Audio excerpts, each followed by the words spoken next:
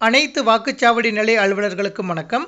தங்களுக்கு ஒதுக்கீடு செய்யப்பட்டுள்ள பாகத்தில் உள்ள அனைத்து வாக்காளர்களுக்கும் கணக்கீட்டு படிவத்தினை வழங்கிய பின்பு அதனை பிஎல்ஓ ஆப்பில் ஸ்பெஷல் இன்டென்சிவ் ரிவிஷன் என்ற ஆப்ஷனை பயன்படுத்தி அவர்களுக்கு வழங்கப்பட்ட விவரத்தினை எவ்வாறு டிஸ்ட்ரிபியூட்டட் என்று குறிப்பிடுவது என்பது குறித்து இந்த வீடியோவில் பார்க்கலாம்.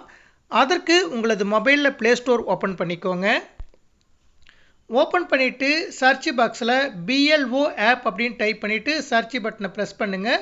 உங்களுக்கு பிஎல்ஓ ஆப் அப்படின்ட்டு ப்ளூ கலரில் ஒரு ஆப் வந்திருக்கும். அந்த ஆப் மேலே கிளிக் பண்ணிக்கோங்க.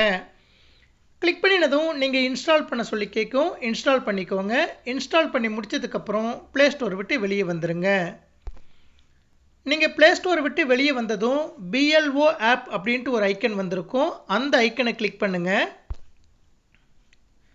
கிளிக் பண்ணினதும் உங்களுக்கு இசிஐ நெட் அப்படின்னு வந்துட்டு ஃபஸ்ட்டு எடுத்த உடனே உங்களுக்கு அலோவ் பண்ண சொல்லி கேட்கும். வைல் யூஸிங் த ஆப் அப்படிங்கிற இடத்துல அலோவ் கொடுத்துக்கோங்க.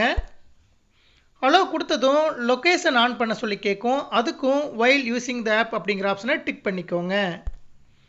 நீங்கள் டிக் பண்ணினதும் லாகின் அப்படின்னு கேட்கும். நீங்கள் உங்களுடைய மொபைல் நம்பரை இங்கே டைப் பண்ணிக்கோங்க. நீங்கள் பிஎல்ஓவாக இருப்பதற்கு என்ன மொபைல் நம்பர் கொடுத்துருக்கீங்களோ அந்த மொபைல் நம்பரை தவறு இல்லாமல் டைப் பண்ணிக்கோங்க. நீங்கள் மொபைல் நம்பர் டைப் பண்ணி முடித்ததுக்கப்புறம் ரெக்வெஸ்ட் ஓடிபி அப்படிங்கிற ப்ளூ கலர் பட்டனை கிளிக் பண்ணுங்கள்.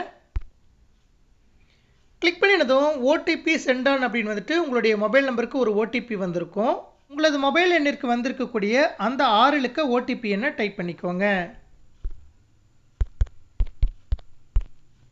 நீங்கள் டைப் பண்ணி முடித்ததுக்கப்புறம் வெரிஃபை ஓடிபி அப்படிங்கிற ப்ளூ கலர் பட்டனை கிளிக் பண்ணுங்கள். கிளிக் பண்ணினதும் உங்களுடைய பார்ட் நம்பர் வந்திருக்கும். அது கரெக்டாக இருக்கா அப்படிங்கிறத உறுதிப்படுத்திட்டு சப்மிட் அப்படிங்கிற ப்ளூ கலர் பட்டனை கிளிக் பண்ணுங்கள். கிளிக் பண்ணினதும் டிவைஸ் கம்பேட்டிபிலிட்டி ரிப்போர்ட் அப்படின்னு வந்திருக்கும். இதில் எல்லாமே கரெக்டாக இருந்ததுன்னா உங்களுக்கு டிக் மார்க் வந்திருக்கும். இது கரெக்டாக இருக்கா அப்படிங்கிறத உறுதிப்படுத்திட்டு சப்மிட் அப்படிங்கிற ப்ளூ கலர் பட்டனை கிளிக் பண்ணுங்கள். கிளிக் பண்ணினதும் உங்களுக்கு இது போல் ஹோம் பேஜ் வந்திருக்கும். இதில் மேலே ஸ்க்ரோல் பண்ணிகிட்டே போனீங்கன்னா லாஸ்ட்டாக உங்களுக்கு ஸ்பெஷல் இன்டென்சிவ் ரிவிஷன் எஸ்ஐஆர் அப்படின்னு ஒரு ஐக்கன் வந்திருக்கும்.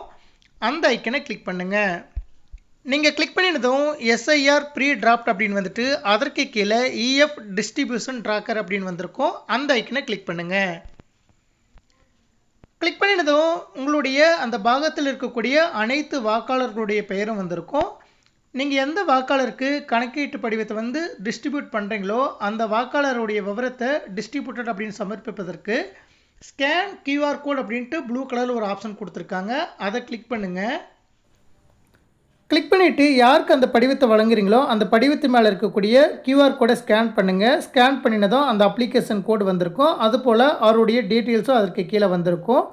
இது கரெக்டாக இருக்கா அப்படிங்கிறத உறுதிப்படுத்திட்டு இஆர் டிஸ்ட்ரிபியூட்டட் அப்படின்ட்டு ஒரு பட்டன் இருக்கும். அதை கிளிக் பண்ணுங்கள். கிளிக் பண்ணினதும் are you sure to mark distributed அப்படின்னு கேட்கும். அதை எஸ் கொடுத்துக்கோங்க. எஸ் கொடுத்ததும் உங்களுக்கு இது போல் ரெட் கலரில் இருந்தது ப்ளூ கலரில் மாறிட்டு வந்திருக்கும். இது போல் ஒவ்வொரு வாக்காளருக்கும் நம்ம கணக்கீட்டு படிவத்தை வழங்கும் போதே அவருக்கு வழங்கப்பட்ட விவரத்தினை ஸ்கேன் கியூஆர் கோட் என்ற ஆப்ஷனை பயன்படுத்தி அந்த படிவத்தில் இருக்கக்கூடிய கியூஆர் கோடை ஸ்கேன் பண்ணி நாம் சப்மிட் கொடுக்க வேண்டும். இவ்வாறு நாம் படிவம் வழங்கப்பட்ட விவரத்தினை கியூஆர் கோடை ஸ்கேன் பண்ணி சப்மிட் கொடுத்ததை வச்சு நமக்கு உயர்நிலையில் இருக்கக்கூடிய அலுவலர்கள் நாம் எத்தனை வாக்காளர்களுக்கு இந்த படிவம் வழங்கியிருக்கோம் அப்படிங்கிற விவரத்தை எளிமையாக இந்த ஆப் வச்சு அவர்கள் அறிந்து கொள்ள முடியும். எனவே நாம் அனைத்து வாக்காளர்களுக்கும் படிவம் வழங்கப்பட்ட விவரத்தினை உடனுக்குடன் கியூஆர் கோட் ஸ்கேன் பண்ணி சமர்ப்பிக்க வேண்டும். இவ்வாறு அனைத்து வாக்காளர்களுக்கும் நாம் கணக்கீட்டு படிவம் வழங்கிய பிறகு அவர்கள் பூர்த்தி செய்த படிவத்தினை நம்மிடம் ஒப்படைக்கும் போது அவர்களிடம் பெறப்பட்ட விவரத்தினையும் இதே வழிமுறையை பின்பற்றி ஸ்கேன் கியூஆர் கோட் என்ற ஆப்ஷனை பயன்படுத்தி கலெக்டட் என்ற ஆப்ஷனை பிறகு பதிவேற்றம் செய்ய வேண்டியிருக்கும். தற்சமயம் நாம் அவர்களுக்கு படிவம் வழங்கப்பட்ட விவரத்தினை மட்டும் டிஸ்ட்ரிபியூட்டட் என்ற ஆப்ஷனை பயன்படுத்தி சமர்ப்பித்தால் போதுமானது. நன்றி.